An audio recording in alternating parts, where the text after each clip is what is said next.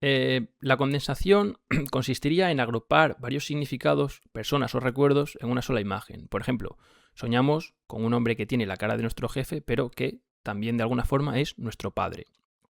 Y el segundo sería el desplazamiento. Aquí la mente transfiere una carga emocional muy fuerte a algo importante, desde algo importante, hacia algo aparentemente trivial. Por ejemplo, tenemos miedo de perder el trabajo, pero en el sueño no aparece en ningún lado la oficina. En el sueño, por ejemplo, estamos huyendo, yo qué sé, de un donut gigante o de una taza de café, por poner un ejemplo. O un par de ejemplos, mejor dicho. Bueno, aquí llegamos a otro punto clave en la teoría de Freud, que es el famoso modelo del yo, el ello y el superyo. Voy a tratar de explicarlo rápidamente. Esto podría dar para muchos vídeos, o sea, todas las diapositivas que estoy utilizando para este vídeo podrían ser muchos vídeos, pero lo que quiero hacer es un resumen general que sirva como acercamiento al psicoanálisis desde la literatura. Bueno, el ello sería la parte más primitiva e irracional. Sería el motor de los instintos y la parte que busca el placer inmediato y que no quiere saber nada de normas. El ello es el fiestero, el que no quiere detenerse a trabajar ni estudiar, está todo el día de cachondeo, vamos a decirlo así. El superyo sería lo contrario, es la ley moral, el juez severo y la voz que dice eso está mal, eso no se hace o deberías sentirte culpable. Es el padre o la madre que nos regaña. Y después estaría el yo, entre el ello y el superyo. El ello tiene que negociar entre las exigencias del... el yo, he dicho el ello, el yo tiene que negociar entre las exigencias del ello, la culpa del superyo y la realidad exterior. El yo, por decirlo coloquialmente, sería un gestor de crisis permanente. Además, para Freud, todo esto está atravesado por pulsiones constantes. Este es otro de los grandes conceptos que acuña Freud, la pulsión. Por un lado estarían las pulsiones de vida o eros, y por otro, las pulsiones de muerte o de tánatos. He tenido que hacer un corte que ha venido mi abuelo a enseñarme los tomates que ha cogido del huerto. Bueno, como decía, entonces llegamos a otro de los puntos más famosos y más criticados de Freud, que es el concepto de Edipo.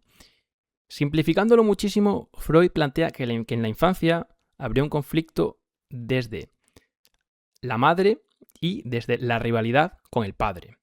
O dicho de una forma un poco más bruta, querer cargarse al padre y casarte con tu madre.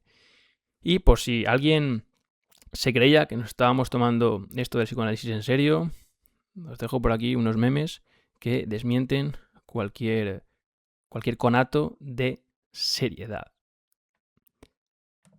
Muy bien. En textos como el de Juan Carlos Rey, que he dejado en la bibliografía, se insiste en que el complejo de Edipo no debería leerse de forma literal. O sea, no se trata simplemente de decir quiero matar a mi padre y acostarme con mi madre. La cosa va por otro lado. El complejo de Edipo sería, esto voy a leerlo textualmente, el complejo de Edipo sería la primera gran colisión del ser humano con la prohibición. Es el momento en el que el niño descubre que hay límites, que no puede ocuparlo todo y que no puede ser el centro de atención absoluto de su madre, de su padre o de sus cuidadores. Dicho de otra forma, sería la entrada de la ley. Y según Freud, la represión de este deseo es una de las cosas que ayudan a formar nuestra subjetividad. Claro, como no podemos tenerlo todo, como no podemos decirlo todo y como no podemos desearlo todo abiertamente, empezamos a construir relatos, defensas y ficciones. En cierto sentido, empezamos a ficcionalizar la realidad.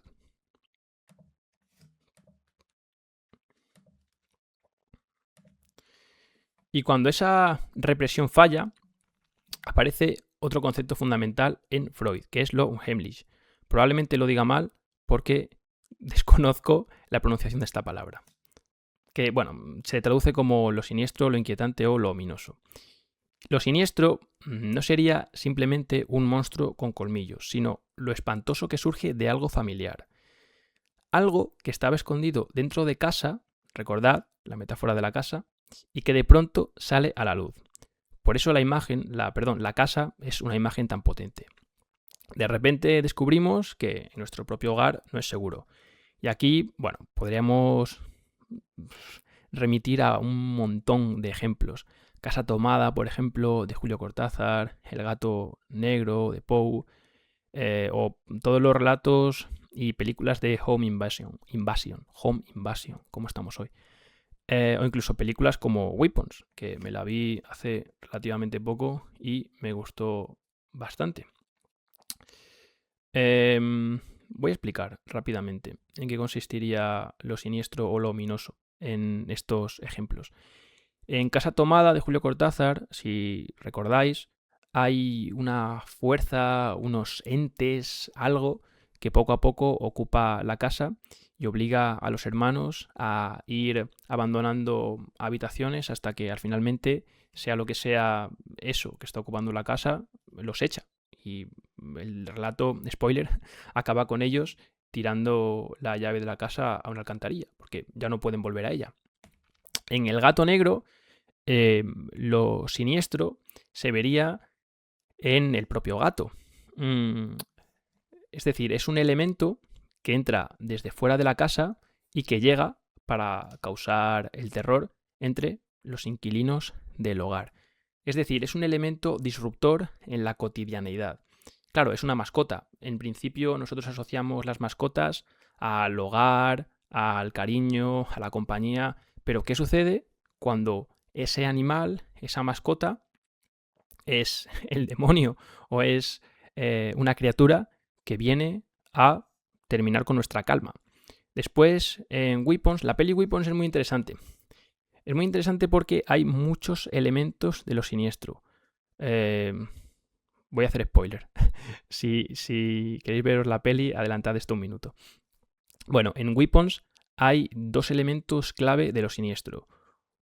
Uno sería, por supuesto, la casa en cuyo sótano están los niños secuestrados, y el segundo elemento sería la tía que viene, que es una persona de la familia y que viene a casa en principio para pasar una temporada, pero que finalmente no se quiere ir. Y tanto es así que hipnotiza, les echa la tía es una bruja, ¿vale? Les echa un conjuro a los padres del chaval para poder quedarse en la casa y que no la echen. Desde luego, Weapons es un gran ejemplo de lo ominoso. Generalmente el cine de terror tiene muchos de estos elementos. Tira mucho de Freud, porque todas estas cuestiones que nos perturban fueron bastante estudiados, bastante revisadas por los psicoanalistas. Y después, en Chucky, el muñeco diabólico, sucede un poco lo mismo que en El gato negro. Lo que pasa es que, bueno, pues un muñeco que en principio tendría que ser algo inofensivo y hasta cariñoso, es un asesino. En fin, viene de nuevo a perturbar la calma del hogar. Pero me interesa sobre todo Pesadilla en Elm Street. Freddy Krueger aparece en los sueños y puede entenderse, no, yo creo que es evidente que es el trauma oculto de los chavales y chavalas del instituto. Freddy Krueger, por si no lo recordáis, muere por primera vez, muere muchas veces a lo largo de todas las 20.000 películas que hay. Pero su primera muerte se da a manos de los padres de Springwood. Bueno, después de descubrir que Freddy Krueger había secuestrado y asesinado a varios niños y tras quedar libre por un error legal, los vecinos deciden tomarse la justicia por su cuenta. Entonces lo acorralan en la sala de calderas y lo queman vivo. Y Freud no vuelve simplemente como un monstruo cualquiera, vuelve como el recuerdo reprimido de una comunidad que intentó ocultar el mal bajo las cenizas. Desde luego, Freddy Krueger es otro de los grandes ejemplos. Bueno, seguimos.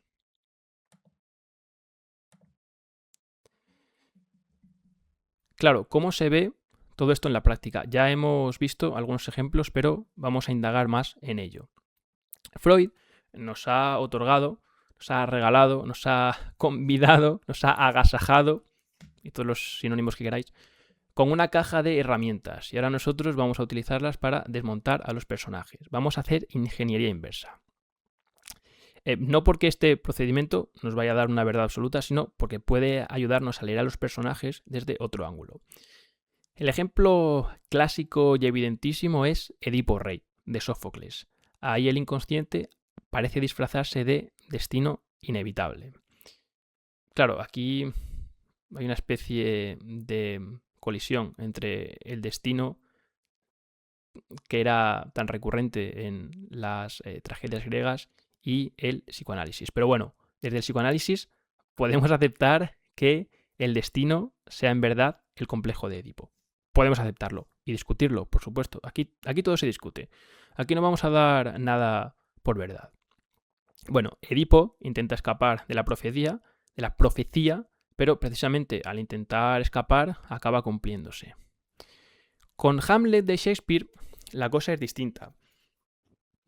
Si recordáis, Hamlet no actúa. Hamlet está constantemente dudando. Piensa, se frena todo el rato y no mata a su tío. Hoy diríamos que es un overthinking, ¿no? Que está todo el rato dándole vueltas a las cosas. Y nosotros tenemos que preguntarnos, ¿por qué no lo mata? Bueno, pues desde una lectura freudiana, Hamlet sufriría una especie de inhibición por la culpa. Claudio, que es su tío, ha hecho exactamente lo que en el fondo el inconsciente de Hamlet habría deseado, que es matar a su padre y ocupar el lugar junto a su madre. Por eso, matar a Claudio también sería castigar su propio deseo reprimido. Y he puesto aquí una imagen, un fotograma de la reina Alien. Hay una serie de documentales, es un documental entero, pero está dividido en diferentes secciones. Digo que hay un documental de James Cameron en YouTube, fácilmente localizable, en el que habla de diferentes géneros cinematográficos, pues el terror, la ciencia ficción, etcétera, etcétera. Y en el capítulo de ciencia ficción, dedicado a los aliens, aparece una actriz hablando sobre Alien. Y esto es muy interesante, porque Alien, yo no lo había pensado hasta que vi este vídeo.